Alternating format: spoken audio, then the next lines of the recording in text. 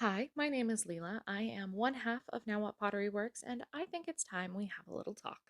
Over the last Halloween season, I pushed myself a little too hard, and I have been experiencing some very major burnout over the last, well, more than 6 months. See, all I've really thought about for the past 12 years is making pots and sharing about making pots.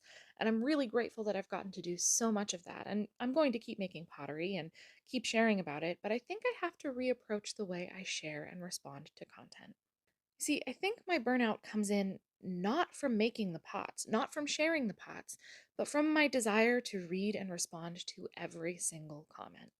I'm not really sure how to approach changing that because it has always been my goal with sharing my content, not only to share my art, but to share things and help other people because primarily I love teaching.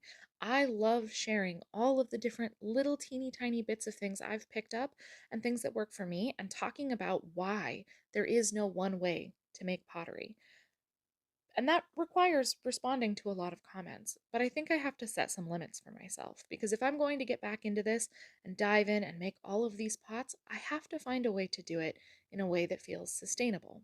It's incredibly hard to imagine when you first start posting on the internet the possibility of receiving feedback from so many people. And it's hard to get their voices out of your head, especially if you're someone like me who already struggles with a lot of self doubt.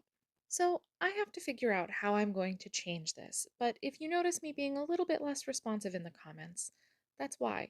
I can no longer read and respond to every single comment. I post on 3 platforms and I get more feedback than you could ever imagine. And so, while I want to engage with you all, I have to be a little bit choosier about how I do so for my own sanity. Not only that, you might start seeing more than just pottery content here because, well, pottery is what's most important to me. I do a lot of other things and work on a lot of other crafts, and I would like to share them with you all. So, thanks for listening to me ramble.